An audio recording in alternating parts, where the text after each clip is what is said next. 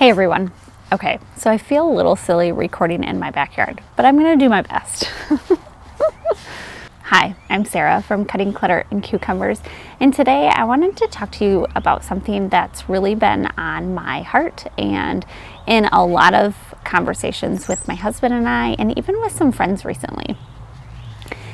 So we've all learned recently that Americans are going to be getting a stimulus check, and not everybody, and it depends on your income and all of that jazz, but something that I wanted to talk about was some ideas or things that I really hope that most people will consider, and we are definitely considering with when we get that check of how we are going to spend the money that has been given to us. First, I just want to say though, if you've been laid off or lost your job or been furloughed during this time, these suggestions probably aren't for you. You have bills to pay, and that's your priority. So please note that these suggestions are for those that have kept their jobs during this time, or maybe have saved for emergencies like this where they have funds to access. And this check is just kind of an extra amount of money that we can help to stimulate the economy again. So if you are fortunate enough to still have an income during this time, I really hope that you'll consider some of these suggestions of what to do with your check when you receive it. First and foremost, support local businesses. There are so many small restaurants and shops that have had to shut down that don't have millions upon millions of dollars that they're sitting on, just getting them through this time. So when restaurants do open up, maybe instead of going to a chain restaurant, you pick a local restaurant to go to with your family or your spouse for a date night. Or maybe you visit a local artisan shop and pick out something beautiful to display in your home. Basically, think of any of the businesses that have had to shut down during this time and go out and support them. We have a local town near the lakeshore by us that had to cancel their annual Tulip Time Festival, and we've read articles upon articles of how the businesses there do so much business during that 9-day festival, and they're not going to have that this year, and that is detrimental to these businesses. Suggestion number 2, if you're considering a remodel project, try to wait until the local lumber yards or paint stores or tile shops reopen. In my opinion, these local small businesses are completely getting hosed during this time. While the big box stores are allowed to stay open because they carry essential items, the local, more specialty businesses are forced to shut down during this time, which means that all the people that are stuck home during this time and wanting to do those projects that they just haven't had time for are going to the big box stores instead of the locally owned businesses. Because if we're being honest, we're all thinking about that project that we've said we want to do, but we've never had time for. Number 3, invest in US made items or products that support a cause. Yes, I'll admit, most of these products are more costly up front. That's why we've, done a lot of overseas imports because they're cheaper. But ultimately, we received a check to help stimulate the US economy, and if we support US companies by purchasing their items, that will go a lot further for us in the future. For an example, maybe your family wants to purchase a new fire pit for your outdoor deck or patio this year. And we did that about 4 years ago. We really invested in a US made product from Ohio Flame. And I'll link their website below.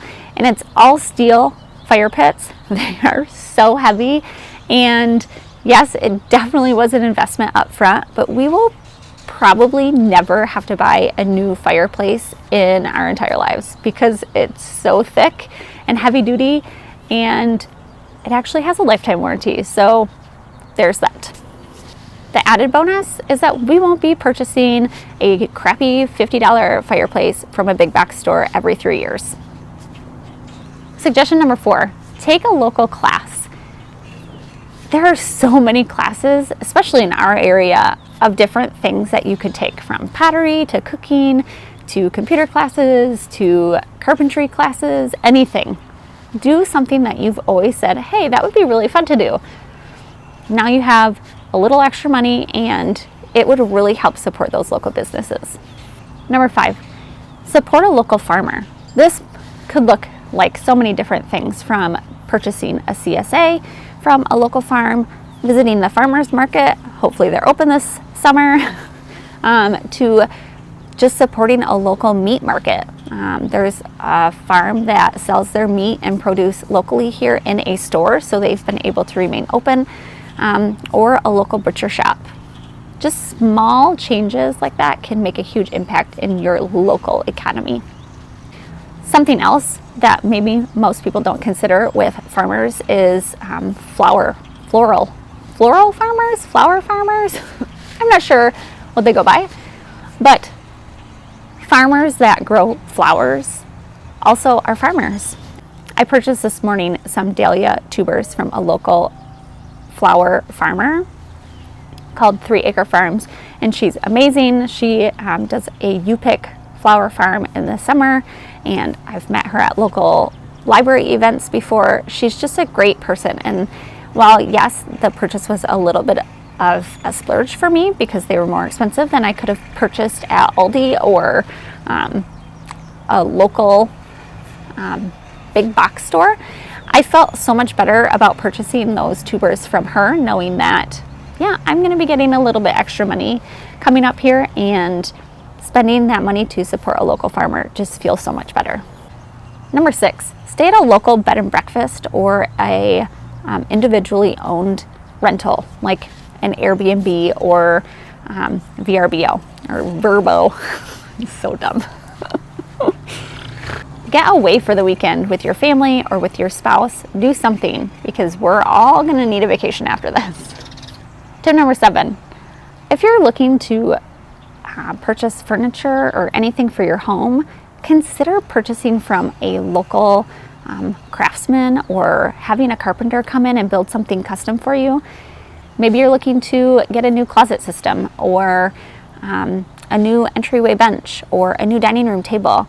Finding someone that makes those things locally can be A, they're going to last way longer because they're way higher quality, and B, you're hiring someone locally and just sinking that money right back into your local economy instead of purchasing from Pottery Barn or IKEA. Number 8, go to a hairstylist. These are some of the self-employed people that aren't able to probably file for unemployment, and all of these self-employed people are really being hit hard because of that. And this is just one profession of people that are self-employed, but maybe you haven't been to a hairstylist in years like me. Consider going to one and supporting them. Although you might have to wait like 3 months to get in because everybody's going to need a haircut. Number 9, support a greenhouse. Greenhouses are quite possibly my second home in the spring, and the thought of them not being open right now is really difficult. As you can see, we have a pretty substantial garden in our yard, and I visit the greenhouses frequently. And my husband and I were reading an article that said that one of the huge local greenhouses in our area does about 70% of their business in May. We are hoping beyond hope that these businesses will be able to open and continue to conduct business.